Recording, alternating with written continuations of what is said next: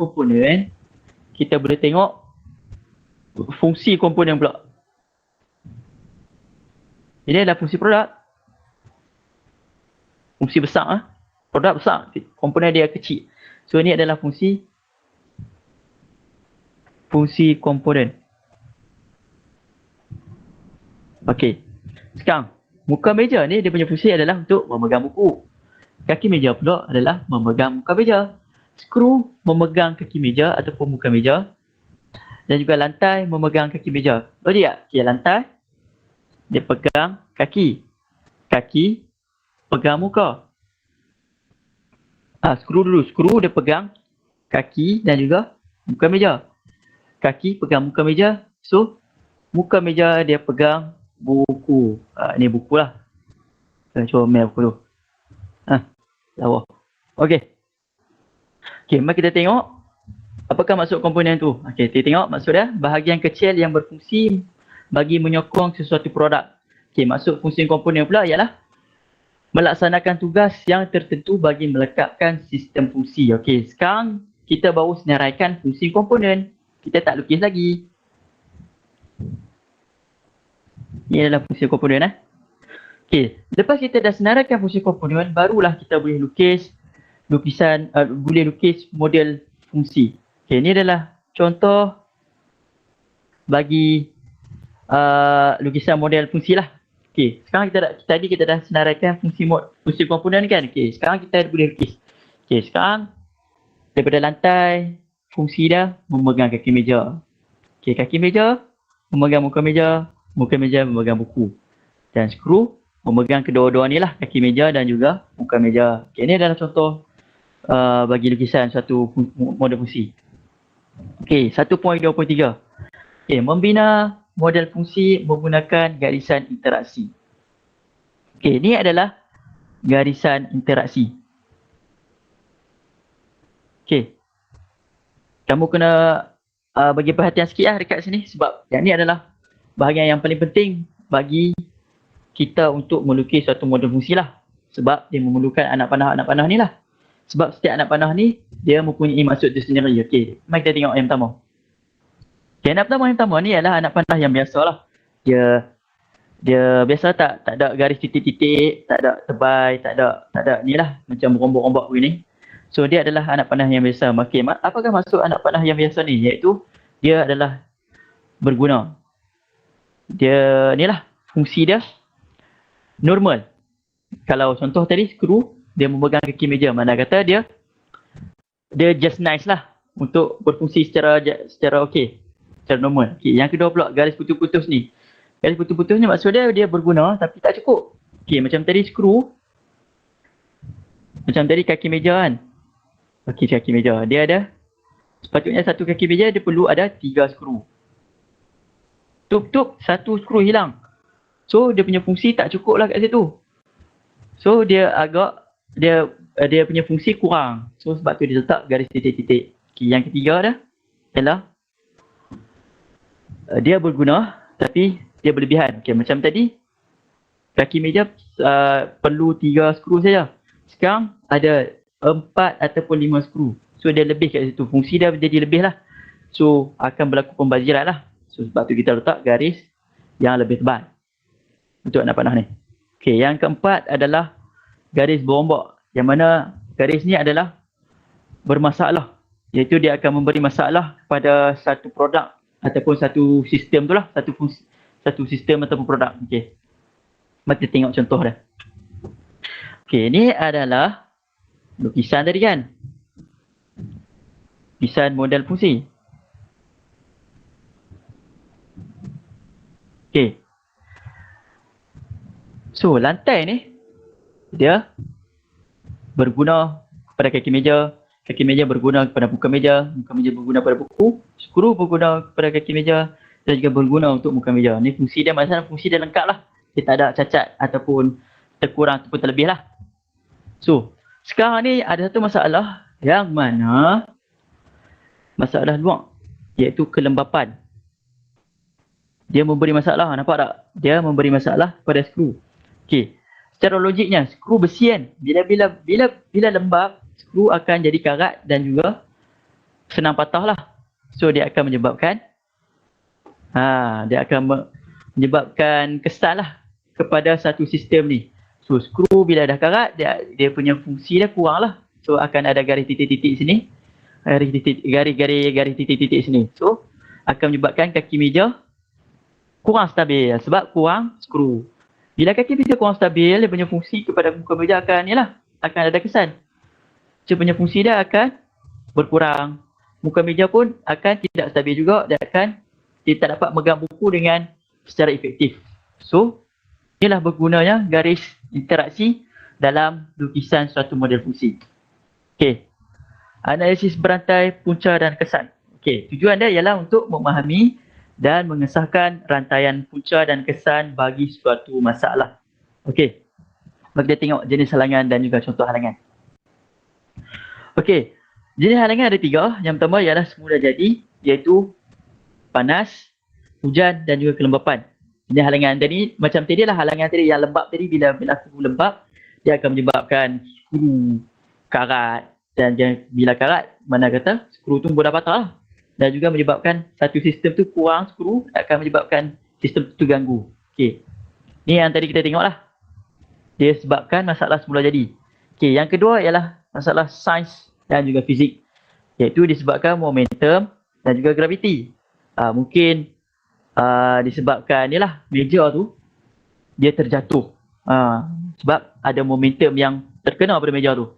Okay, yang ketiganya ialah sifat asas objek, iaitu disebabkan kebolehan manusia. Kebolehan manusia ni macam mana? Okay, macam contohnya seorang pelajar, dia berjalan, dia tersepak kaki meja. Sebab tu lah kita katakan sebagai kebolehan manusia. Jadi dia tersepak kaki meja pun patah. Bila patah dia akan menyebabkan kesat lah terhadap satu produk tu. Okey. Analisis berantai, punca dan juga kesan. Okey, yang tadi sama lah. Okey, sekarang kita lebih spesifikkan untuk kita cari punca masalah dia. Okey. Yang tadi kita tengok meja tidak stabil. Sebab apa? Muka meja tidak stabil dan juga kita tengok belah kiri tu. Okey, muka meja tak stabil sebab apa? Sebab skru mudah longgar. Dan disebabkan skru berkarat, disebabkan oleh kelembapan. Okey, kita tengok sebelah kanan pula. Sebab apa meja tak stabil? Sebab kaki meja tidak stabil. Sebab apa? Sebab skru kaki meja longgar, disebabkan oleh sama juga sebab skru dia berkarat, disebabkan oleh kelembapan. Okey, jadi kita boleh simpulkan kat sini ialah meja tidak stabil sebab skru yang memegang antara kaki meja dan juga muka meja telah berkarat dan patah kerana kelembapan cuaca semula jadi. So dia punya masalah dekat sini ialah disebabkan skru yang karat. So bila kita dah tahu punca masalah, kita boleh tahulah macam mana kita nak selesaikan masalah yang seterusnya.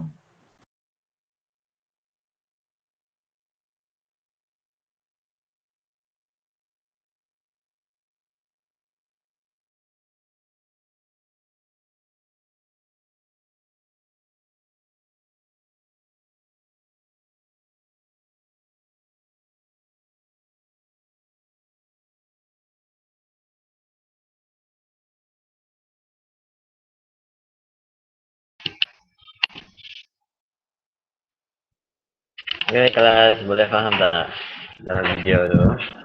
Boleh. Boleh. Boleh. Dengar ke tidak tu? Macam begitu sudah ni. Boleh. Sikit-sikit. Ini form tu.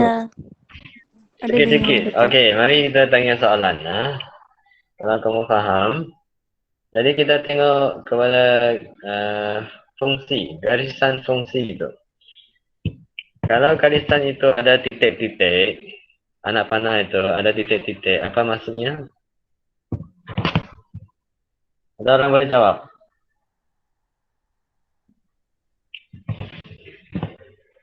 Kurang. Ada tak? Tak tahu? Mana ada dengar ni? Ya, saya tunjuk. Dia berguna tapi tak cukup. Berguna tapi tak cukup. Okey, betul. Siapa yang jawab tadi? Nanti saya nak Syaran. bagi makan bonus. Syaran. Saran to joy kan? To love. Untuk saran to love. Okey, bagus. Okey, kalau garisan itu beralun macam ombak itu, apa maksudnya?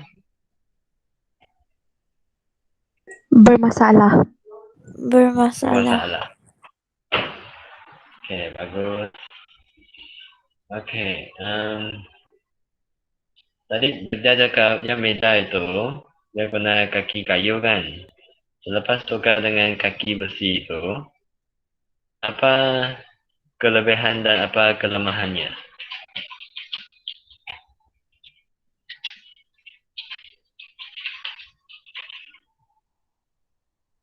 Meja? Tak meja kan?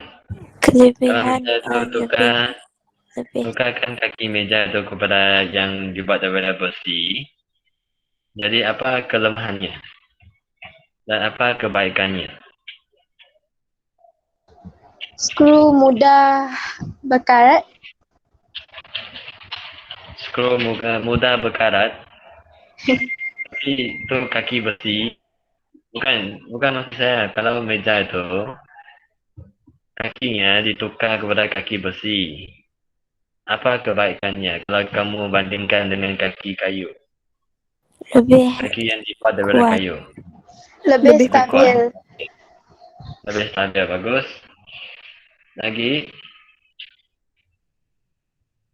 Itu kelebihan kan? Apa kekurangannya?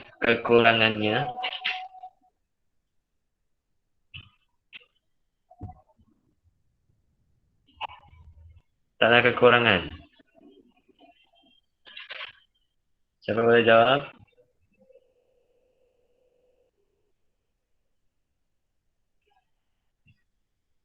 Tak ada.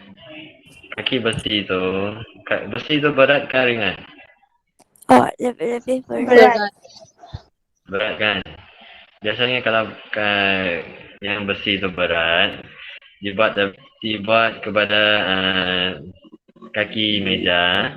Adakah meja itu jadi berat juga? Ya. Tidak. Ya ke tidak? Ya, cikgu. Ya. Sekiranya meja Kekurangan itu berat, kalau kita nak meja angkat berat. itu, perlukah kita suruh banyak orang untuk angkat ataupun sendiri boleh angkat? Perlu banyak orang. Perlu Banyak banyak orang kan? orang. Pada berat, kita perlukan tenaga yang lebih banyak untuk mengangkat meja itu kan? Yes. Ya, okey. Jadi itu adalah kebaikan dan keburukan meja sekiranya kita sudah buat pengubah macam mana cakap, kita sudah modify pengubahsaian. Boleh faham tak? Boleh. Boleh. Okay, nanti saya bagi tengok ni ya.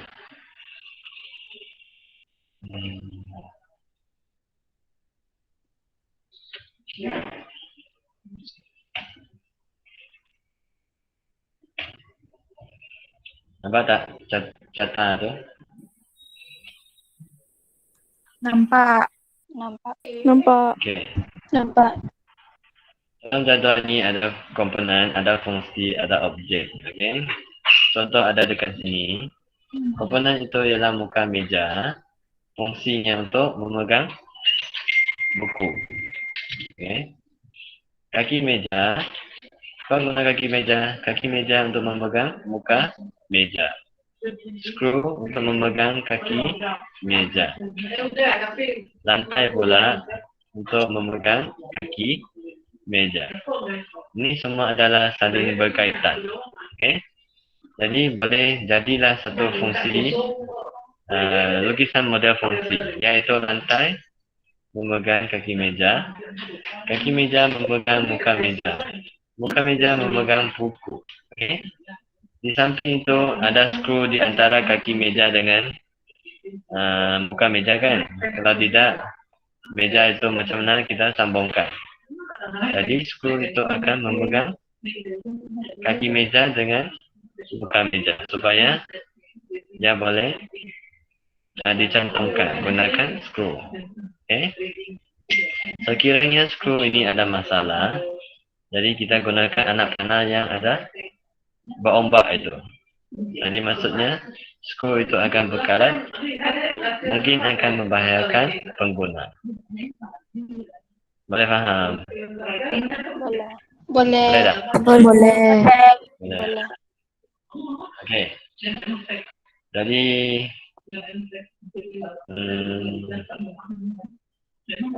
kamu punya homework hari ini, saya mau kamu lukis satu model fungsi untuk kerusi. Okey, kerusi. Jadi contohnya, saya buat satu untuk kamu. Lantai akan memegang kaki kerusi. Okey, lantai meja memegang kaki kerusi. Dan seterusnya itu kamu orang sendiri buat. Boleh? Boleh tak kelas? Okey. Kamu Boleh. sambungkan seperti Boleh. model fungsi Boleh ini. juga. Kamu hasilkan model fungsi untuk kerusi. Okey, ini ialah meja kan? Saya bagi homework ini ialah kamu buat satu model fungsi untuk kerusi. Boleh? Lepas kamu buat dalam satu kertas, kamu hantar. Dan boleh WhatsApp saya kan? Boleh. Boleh kan tidak? Boleh. Boleh. Lepas Boleh. kita berbincang seterusnya. Okey. Link video ni saya akan send dalam DM-nya. Kamu akan rujuk dengan video. Sekiranya kamu masih kurang faham. Boleh faham? Okey tak? Boleh. Tak? Boleh. Okey. Okey, attendance sudah buat. Sudah ada attendance? Sudah tulis?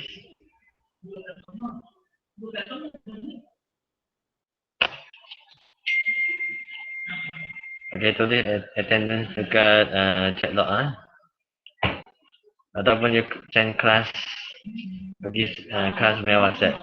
Ketua kelas tulis nama mereka.